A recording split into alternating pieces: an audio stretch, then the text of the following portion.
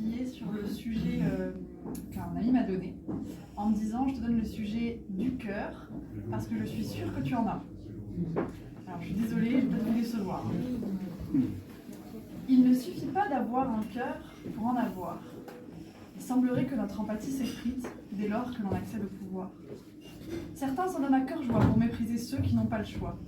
Monsieur, un entre-soi avec votre salade d'anchois? Il y a des propos qui me vont droit au cœur, mais quand ceux-ci sont remplis de haine et formulés par des abrutis convaincus, je peux te dire que je me les fous dans le... Bref, t'as compris. Au final, je pense que les personnes qui n'ont pas de cœur sont celles qui ont le plus de peur et de rancœur dans le leur. Et puis, il y a aussi les personnes blessées, qui ont besoin de se ressourcer avant de pouvoir se soucier d'autrui. Avoir du cœur, c'est difficile lorsque l'on est soi-même sur un chemin de traverse. Dans ces moments compliqués où je me sens insensible, je ne vais pas te faire de promesses. Parfois j'ai un cœur d'artichaut, parfois j'ai le cœur archi-froid. Je peux être ton plus beau cadeau comme ton plus grand effroi. Pour écrire ce texte, j'ai mis du cœur à l'ouvrage, mais je n'avais pas le cœur à la fête. Besoin de me replier sur moi-même, de vivre une vie de bohème. Je ne vais pas m'étaler sur le sujet, ce n'est pas le but. De toute façon, je n'ai que 3 minutes. Mais je me sens incapable de m'impliquer matériellement et émotionnellement pour la communauté, quand bien même le partage de connexion serait de toute beauté.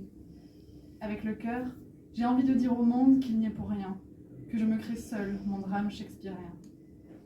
Si je prends mon pouls, je sais qu'il sera au ralenti. Dans cette course effrénée, si je ne respire pas, je n'atteindrai jamais la ligne d'arrivée.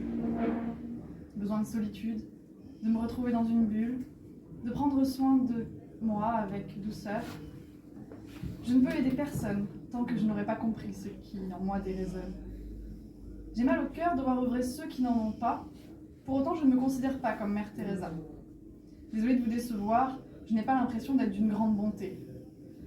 Je ne suis même pas sûre de savoir ce qu'est avoir du cœur, en tout cas ça a l'air épuisant. Je vois autour de moi des personnes qui donnent trop, mais ne se préservent pas. Avoir du cœur, est-ce tout donner aux autres quitte à s'oublier? À force de côtoyer des personnes très chaleureuses, je doute, je me remets en question. Leur altruisme m'écœure, comme un bonbon avec trop de liqueur. On peut avoir trop de cœur pour les autres, parce que l'on n'en a pas assez pour soi. Je dénonce ceux dont le jeu malgré eux est trompeur, et qui sous couvert de syndrome du sauveur, ont finalement un comportement autodestructeur.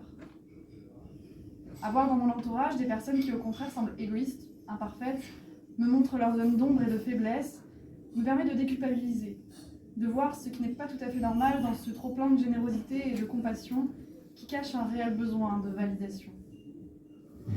Il y a des personnes que je ne porte pas dans mon cœur, et j'ai peut-être fait des erreurs. La seule chose que je souhaite faire dans ma vie, c'est essayer de comprendre les gens et jamais les juger, parce qu'en fait, on connaît tous les effets indésirés. Mais je ne suis pas prête à tout donner, à aider sans cesse et sans compter, car je pense sincèrement qu'il est nécessaire et sain de penser à soi en priorité.